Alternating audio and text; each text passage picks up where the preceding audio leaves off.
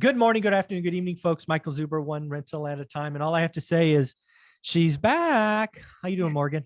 I'm good. How are you doing, I- Zuber? I'm doing well. Thank you for coming back. Thank you for giving us some of your time Sure. this Wednesday morning. I've got three exciting topics for you. And the first one I think is important for a lot of people to hear. We're going to pretend in this environment that you're having a conversation with one of your sisters. And we're going to talk about what kind of advice you would give them if they were going to in the market for their first home. Home ownership is a big deal, right? If you look at the stats, it's a path to wealth generation.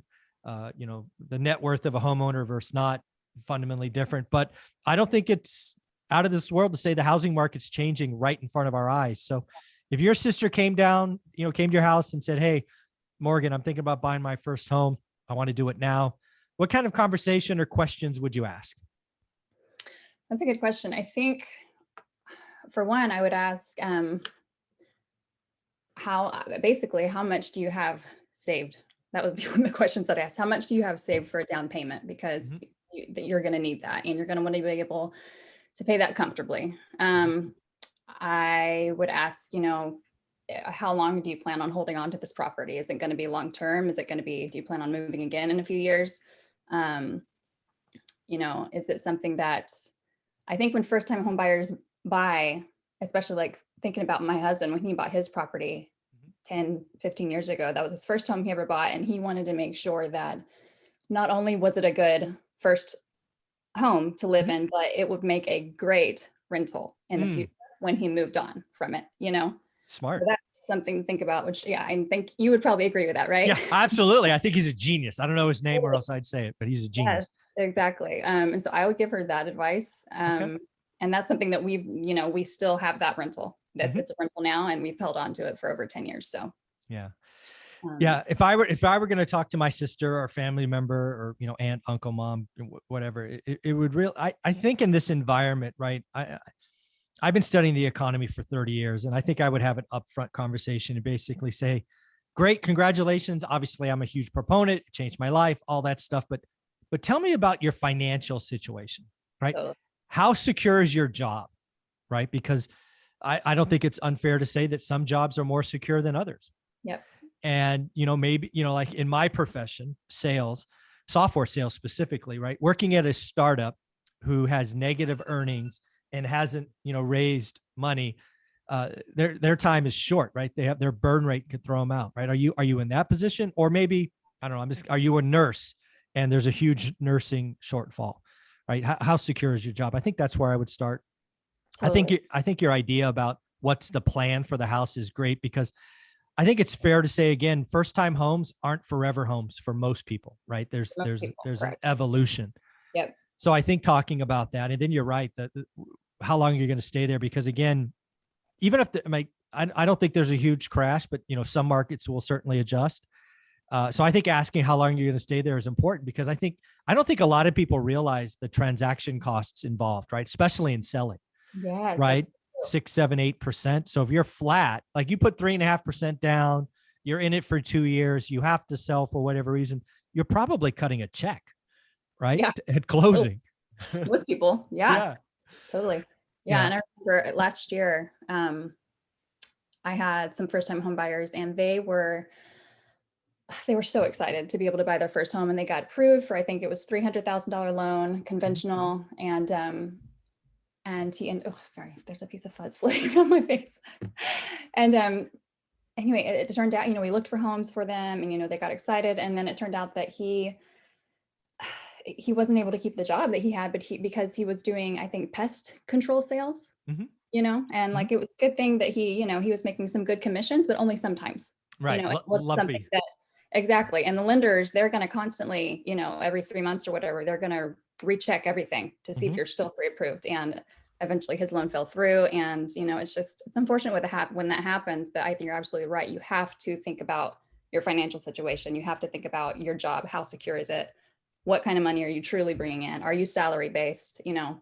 There's a lot of things you have to qualify for. So Yeah, I think the other thing I would tell a relative, friend, family is the housing market of the next year is very different than the last 2 years.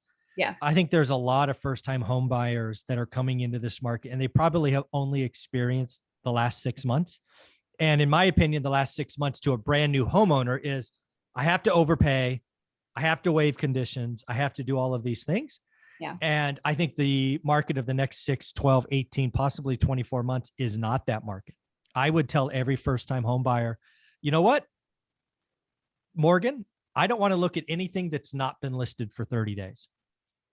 Yes. That is something I've changed my buying strategy. I'm not looking at anything that's not less. I don't care if it's on the market for 5 minutes, 5 days, don't care. 30 days. Now we're talking. Now we're talking, right? I know.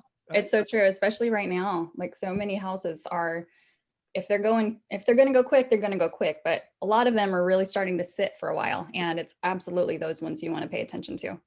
Yeah. If I was a first time home buyer or investor, days on market has gone from being irrelevant 6 months ago to the only variable I look at today. Yeah, it is. Seriously. Yeah, absolutely. Yeah. Because again, why is that important? It's because that's where you can find motivation. It's not a guarantee of motivation, but it's a sign that motivation might be there, right? Because as a agent, you know this, right?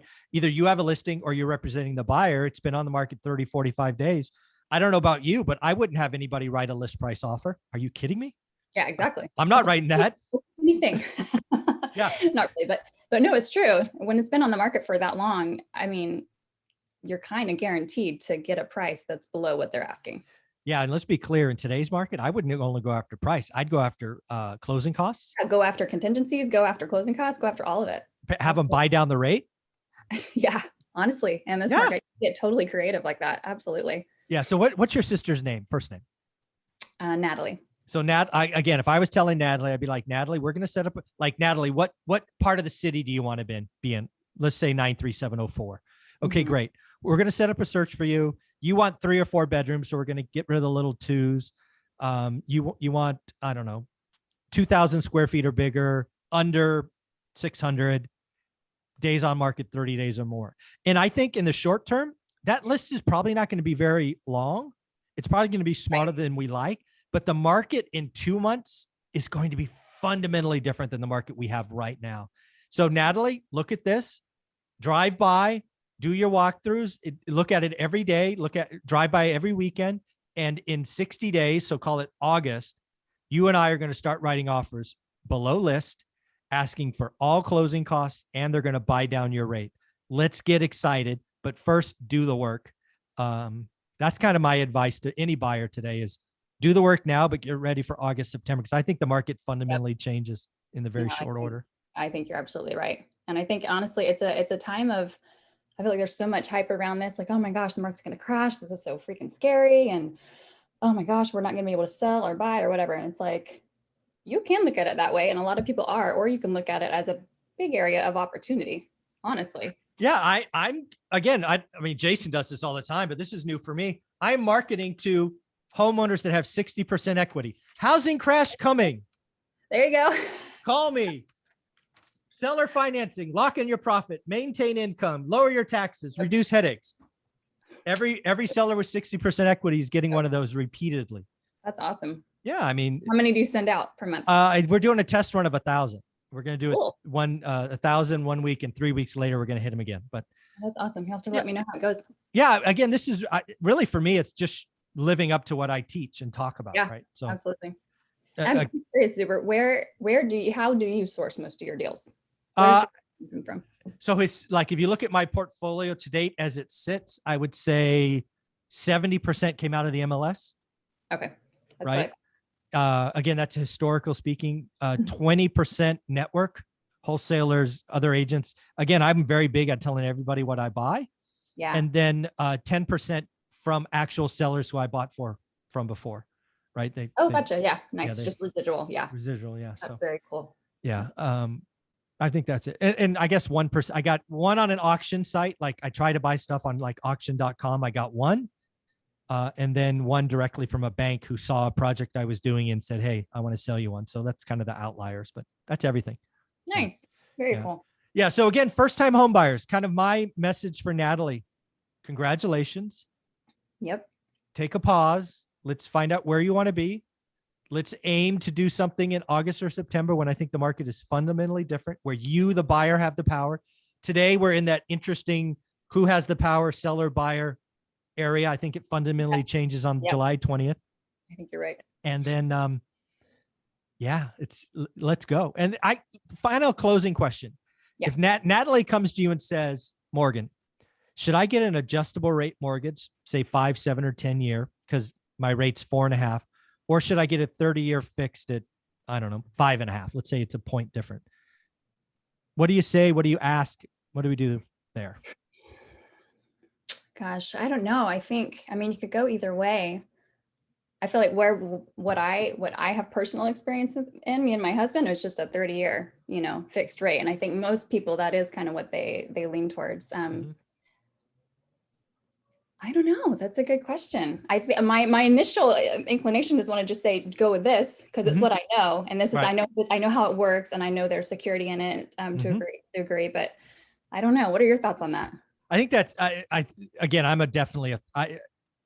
basically what I would tell Natalie is, Natalie, do you like to gamble? Yeah, right. 'Cause, if you're going to do an ARM, Natalie, I would do a 10-year ARM. Yeah. I've had seller carries 5 years, and it's frightening because they can always reset at the wrong time, which I had one do. Terrible timing. So if you're going to do an ARM, do 10, because the average 10 years, 8 years. So that gives us a long time.